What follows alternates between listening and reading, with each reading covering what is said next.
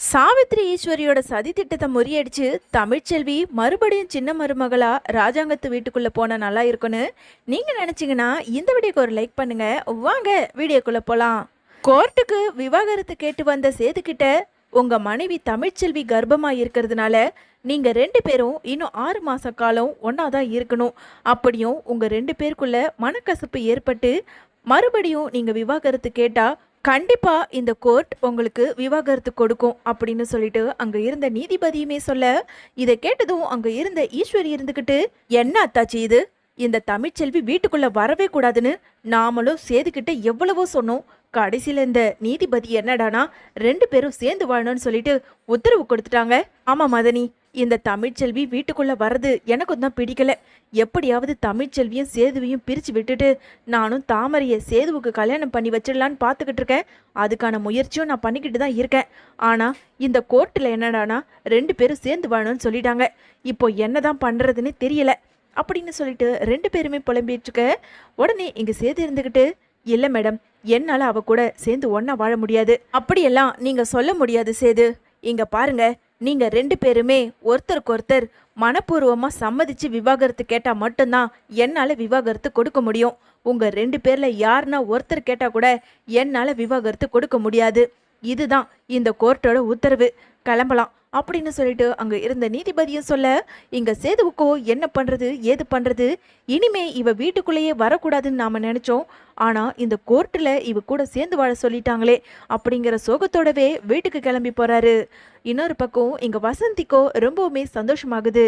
அடியே தமிழ், நானுமே அந்த கடவுளெல்லாம் வேண்டுனேன்டி, கடைசியில அந்த கடவுளே நீதிபதி வடிவத்துல வந்து உங்க ரெண்டு பேரையும் சேர்த்து வச்சுட்டாங்க அப்படின்னு சொல்லிட்டு வசந்தியும் தமிழ்ச்செல்வியும் பேசிக்கிட்டு இருந்த நேரம் அங்க வந்த சாவித்ரி, ஏ தமிழ்ச்செல்வி, நீ நினைச்சது நடந்துருச்சுல, என்ன அவ்வளோ சீக்கிரம் நீ அந்த வீட்டுக்குள்ள வந்துடுவியா?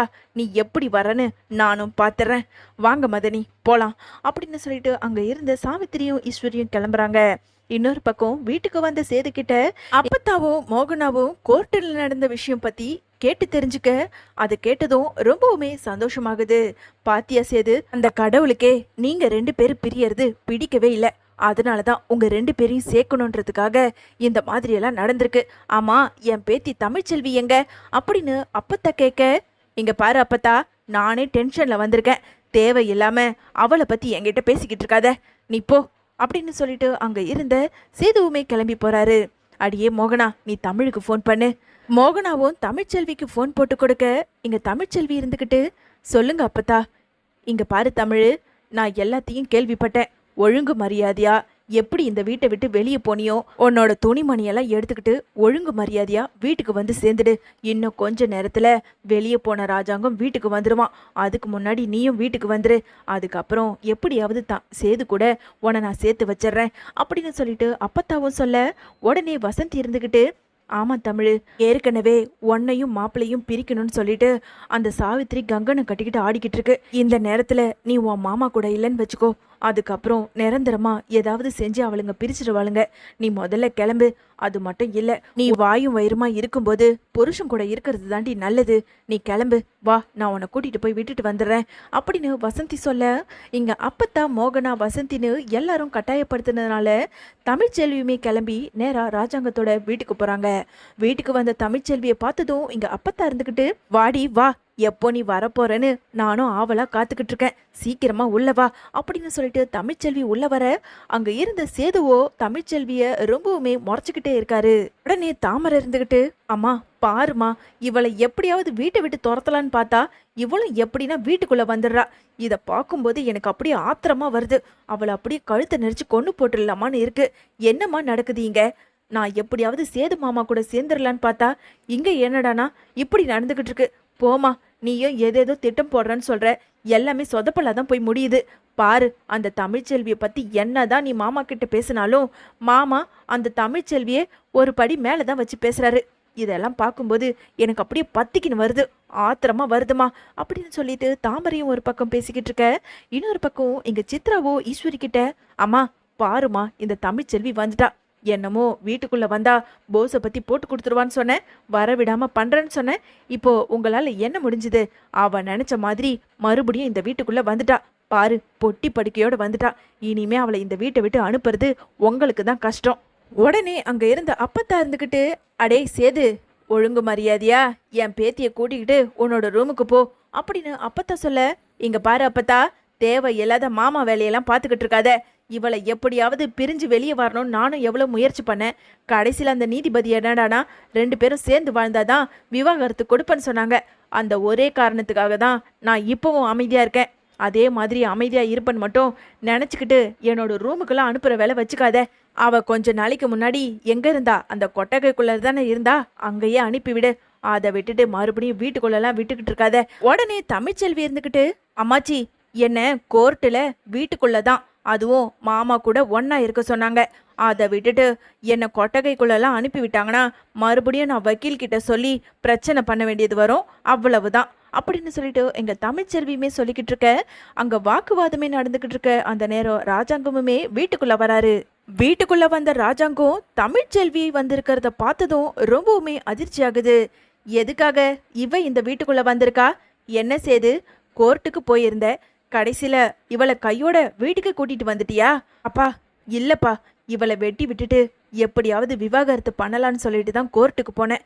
கடைசியில் பார்த்தா இவ எனக்கு விவாகரத்து கொடுக்க மாட்டேன்னு சொன்னதுனால அங்கே நீதிபதியுமே 2 பேரும் 6 மாதம் ஒன்றா ஒரே வீட்டில் வாழணும்னு சொல்லிட்டாங்க.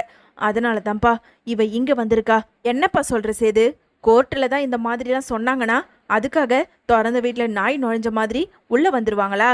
முதல்ல இந்த வீட்டை விட்டு வெளியே போக சொல்லு அப்படின்னு சொல்லிட்டு ராஜாங்கம் சொல்ல, உடனே அங்க இருந்த அப்பத்தா இருந்துகிட்டு, இங்க பாரியா ராஜாங்கம், நீ சொல்ற மாதிரியெல்லாம் தமிழ்ச்செல்விய வெளியே தங்க வைக்க முடியாது. கோர்ட்டில் 2 பேரும் ஒரே வீட்டில் ஒரே ரூம்ல இருக்கணும்னு சொல்லிட்டு தான் உத்தரவு கொடுத்துருக்காங்க. அதை விட்டுட்டு நீ என்னமோ தமிழ்ச்செல்விய இந்த வீட்டை விட்டு போக சொல்ற அப்படின்னு சொல்லிட்டு அப்பத்தா பேச, என்ன அப்பத்தா, இவ பண்ணதெல்லாம் நீங்க மறந்துட்டீங்களா? இந்த வீட்டுக்கு மட்டும் இல்லை, சேதுவுக்குமே துரோகத்தை பண்ணவ. இவ எப்படி இந்த வீட்டுக்குள்ள வரலாம்? இங்க பாரு, இந்த வீட்டை விட்டு வெளியே போ அப்படின்னு சொல்லிட்டு ராஜாங்கம் ரொம்ப கோவத்தோட பேச, உடனே சன்னாசியுமே, அண்ணா, கோர்ட்டில் சொன்னதுன்னா சொன்னதுதான், அதை மீறி நாம எது பண்ணாலும் அது கண்டிப்பா சேதுவுக்கு தானே பிரச்சனை. ஏன்னா சேது ஏற்கனவே விவாகரத்து கொடுக்கணும்னு தன்னோட முடிவுல உறுதியா இருக்கான். இந்த நேரத்துல இவளை நாம தங்க வைக்காம வீட்டை விட்டு அனுப்பிட்டோன்னா மறுபடியும் அது பிரச்சனை வந்துடும். அதனால 2 பேரும் ஒன்னா இருக்கட்டும். ஒருவேளை 2 பேரும் ஒன்னா சேர்ந்தாலும் சேரட்டும். அப்படி இல்லையா 6 மாசத்துக்கு அப்புறம் 2 பேருக்குள்ள ஒத்து வரலனா 2 பேரும் பிரிஞ்சு போட்டோம். என்ன சன்னாசி இது அப்படின்னு சொல்லிட்டு ராஜாங்கம் பேசிக்கிட்டு இருக்க. உடனே சாவித்திரி இருந்துக்கிட்டு, அண்ணே என்னண்ணே, இவ எம்புட்டு வேலையை பார்த்து வச்சிருக்கா, இவளை என்னமோ அமைதியா வீட்டுக்குள்ள விட்டுக்கிட்டு இருக்க. இவ கோர்ட்டில் என்ன நாடகத்தை போட்டா தெரியுமா? இவ கர்ப்பமா இருக்கிறதா நாடகத்தை போட்டா. ஒருவேளை அது நாடகமா இல்ல பொய்யான்னு அது ஜட்ஜுக்கே தெரியல. தெரியாததுனால தான் மறுபடியும் இந்த வீட்டுக்குள்ள இவ வர காரணமாயிடுச்சு. என்னடி, மறுபடியும் கர்ப்பமா இருக்கன்னு சேதுவை விட்டு பிரியக்கூடாதுன்னு நீ கோர்ட்டில் நாடகம் தானே போட்ட அப்படின்னு சொல்லிட்டு தமிழ்ச்செல்வி கிட்ட சாவித்திரி பேச, எங்க பாருங்க, நான் முன்னாடி வேணா கர்ப்பமா இருக்கன்னு போய் சொல்லியிருக்கலாம். ஆனா இப்ப கடவுள் சாட்சியா என்னோட வயித்துல குழந்தை வளருது. தேவையில்லாத என்னோட வயித்துல இருக்க குழந்தைய யாரும் சந்தேகப்பட தேவையில்ல. அதுக்கு யாருக்கும் தகுதியும் கிடையாது. அடியே, உன்னோட வயிற்றுல வளர்ற குழந்தை எவனுக்கு பெத்ததோ அதான் சேதுவே சொல்லிட்டானே. அப்படி இருக்கும்போது கூட மானங்கெட்டு போய் எதுக்காகடி இந்த வீட்டுக்குள்ள வந்த அப்படின்னு சொல்லிட்டு சாவித்திரி பேச, அத்தை நிறுத்துங்க, நான் தான் சொல்லியிருந்தேன்ல தமிழ்ச்செல்வியே தேவையில்லாம சந்தேகப்படாதீங்கன்னு. எதுக்காக இப்ப மறுபடியும் பேசினதையே பேசி அவளை கஷ்டப்படுத்துறீங்க அப்படின்னு சொல்லிட்டு அங்க இருந்த சேதுவோ தமிழ்ச்செல்விக்கு சப்போர்ட் பண்ணி பேசுறத பார்த்ததும் தமிழ்ச்செல்விக்கு ஒரு பக்கம் சந்தோஷமா இருக்கு. என்ன சேது, இவ வீட்டுக்குள்ள வந்ததும் அப்படியே மனசு மாறிட்டியா? இவ பண்ண துரோகத்தெல்லாம் நீ மறந்துட்டியா? அத்தை, நான் எதையும் மறக்கல, நான் மனசும் மாறல. தேவையில்லாம தமிழ்ச்செல்வியை நீங்க சந்தேகப்பட்டு பேசுறது தான் எனக்கு பிடிக்கல. ஏன் கொஞ்ச நாளைக்கு முன்னாடி உங்க பொண்ணு தாமரை என் மேல நான் கற்பழிச்சிட்டேன்னு சொல்லிட்டு என் மேலேயே பழிய போட்டு பேசினாலே, அப்போ தமிழ்ச்செல்வி தானே எனக்காக என் மேல சந்தேகப்படாம என் மேல போட்ட களங்கத்தை அவ காப்பாத்தினா. அப்படி இருக்கும்போது எல்லார் முன்னாடியும் தமிழ்ச்செல்வியை அவமானப்படுத்தி பேசுறது எனக்கு பிடிக்கல அப்படின்னு சொல்லிட்டு அங்க சேது சொல்லிக்கிட்டு இருக்க. உடனே சாவித்திரி இருந்துக்கிட்டு, போதும்பா போதும், இனிமே நான் பேச மாட்டேன். எதுக்கு எடுத்தாலும் என் பொண்ணை பத்தியே குறை சொல்லிக்கிட்டு இருக்காதே. ஏதோ தெரியாம ஒரு சின்ன தவறுதலை நாங்க செஞ்சிட்டோம், இனிமே நான் எதுவும் பேச மாட்டேன் அப்படின்னு சொல்லிட்டு எங்க சாவித்திரியுமே வாயை முடிக்கிறாங்க. இன்னொரு பக்கம் இங்க மலர் இருந்துக்கிட்டு, தமிழ், நான் தான் சொன்னேன்ல, சேது மாமா முன்ன மாதிரி இல்ல. உன் மேல ஒரு ஓரத்துல பாசம் இருந்துகிட்டு தான் இருக்கு. பாரு, சாவித்திரி அம்மா என்ன பேசினாலும் தமிழ்ச்செல்வியை பத்தி தப்பா பேசாதீங்கன்னு கோவம் வருது.